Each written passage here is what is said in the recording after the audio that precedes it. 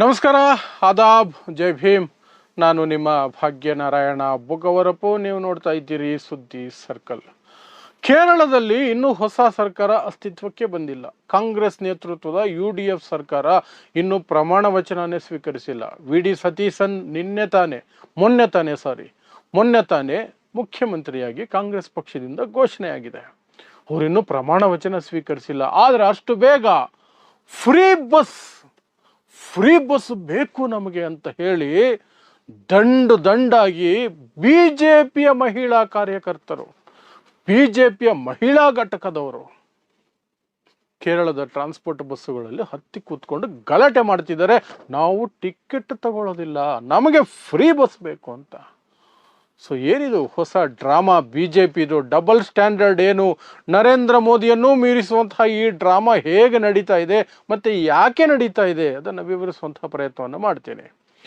So ಮೊನ್ನೆ 5 ರಾಜ್ಯಗಳ ಚುನಾವಣೆಗಳ ಜೊತೆಯಲ್ಲಿ ಕೇರಳಂ ರಾಜ್ಯದ ಚುನಾವಣೆಯು ಸಹ ನಡೀತು.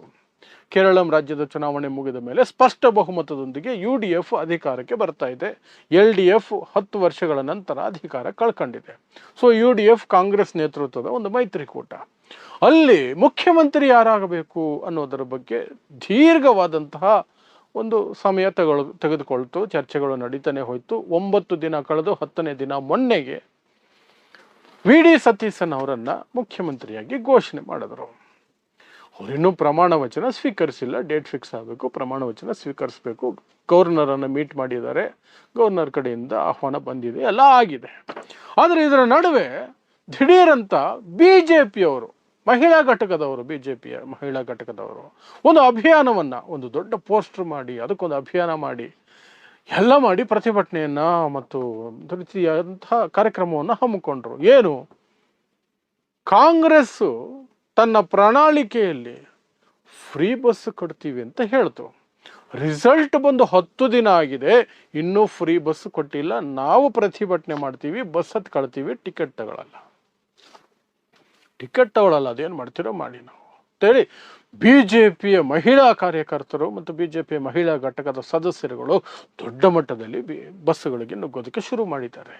ಬ್ಯಾನರ್ಗಳು ಇಟ್ಕೊಂಡು, ಬಿಜೆಪಿ ಬ್ಯಾನರು, ಬಸ್ಸಲ್ಲಿ ಕೂತ್ಕೊಂಡು ನಾವು ಟಿಕೆಟ್ ತಗೊಳ್ಳಲ್ಲ. ನಮಗವ್ರು ಹೇಳಿದಾರಲ್ಲ. ಇಲ್ಲಿ ಬಿಜೆಪಿಯ ನಾಟಕನ ಒಂದ್ಸಲ ಅರ್ಥ ಮಾಡ್ಕೊಂಬಿಡಿ.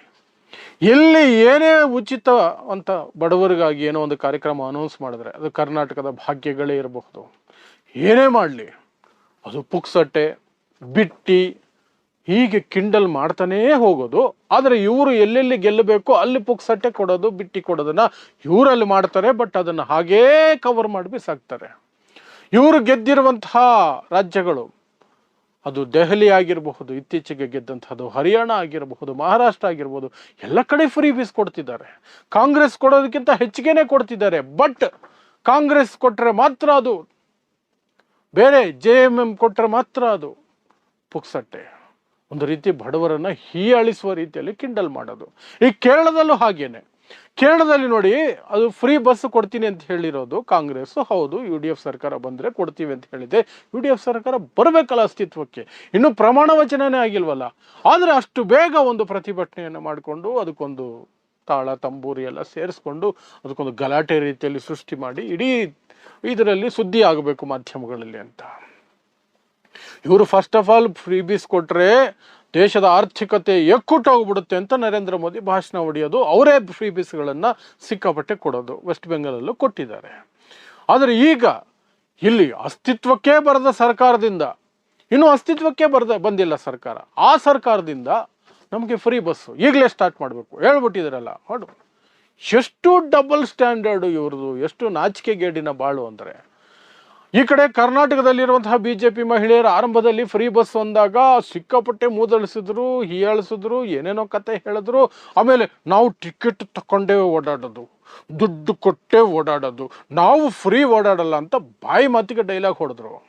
ಆದರೆ ಪುಕ್ಸಟ್ಟೆ ಬಸ್ಸಲ್ಲೇ ಓಡಾಡ್ತಿರೋದು ಇವರು, ದುಡ್ಡೇನು ಕೊಡ್ತಿಲ್ಲ. ಇವರು ಎಲ್ಲರ ಜೊತೆಯಲ್ಲಿ ಫ್ರೀಯಾಗಿ ಓಡಾಡ್ತಿದ್ದಾರೆ. ಅವ್ರೇನು ಬಿಜೆಪಿ ಕಾರ್ಯಕರ್ತರು ಅಂತ ಎಲ್ಲಿ ಗೊತ್ತಾಗತ್ತೆ ಹೋಗೋದು. ಆದರೆ ರಾಜಕೀಯ ಮಾಡೋದಕ್ಕೆ ಅಷ್ಟೆಲ್ಲ ನಾಟಕ ಮಾಡ್ತಾರೆ. ನೀವೇನೋ ನಾಟಕ ಮಾಡ್ಕೊಂಡು ಸಾಯಿರಿ. ಕಾಂಗ್ರೆಸ್ ಅಟ್ಯಾಕ್ ಮಾಡ್ತೀರಾ, ಕಮ್ಯುನಿಸ್ಟ್ ಪಾರ್ಟಿನ ಅಟ್ಯಾಕ್ ಮಾಡ್ತೀರಾ, ಮಮತಾ ಬ್ಯಾನರ್ಜಿನ ಅಟ್ಯಾಕ್ ಮಾಡ್ತೀರಾ, JMMನ ಅಟ್ಯಾಕ್ ಮಾಡ್ತೀರಾ, ನಿಮ್ಮ ಇಷ್ಟ, ನೀವು ಮಾಡಿ. ಬಟ್ ಆ ಯೋಜನೆ ಪಡ್ಕೊಳ್ತಿರುವಂತಹ ಬಡ ಸಮೂಹ ಇದೆಯಲ್ಲ, ಅದನ್ನು ಕಿಂಡಲ್ ಮಾಡ್ತಿರಲ್ಲ, ಕಿಂಡಲ್ ಮಾಡಿ ಆಮೇಲೆ ನೀವು ಬಳಸ್ಕೊಳ್ತಿರಲ್ಲ, ಅದು ನಾಚಿಕೆಗೇಡಿನ ಸಂಗತಿ BJPಗೆ.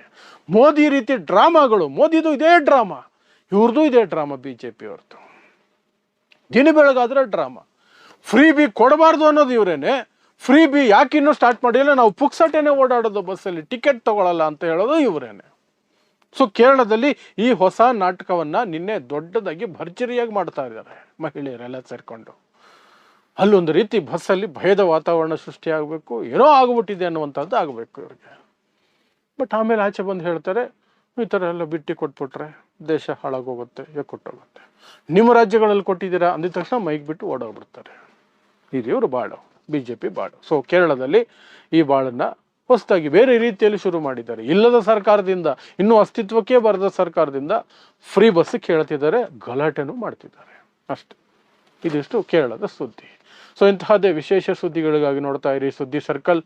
ನಾನು ನಿಮ್ಮ ಭಾಗ್ಯನಾರಾಯಣ ಬೊಗವರಪೋ.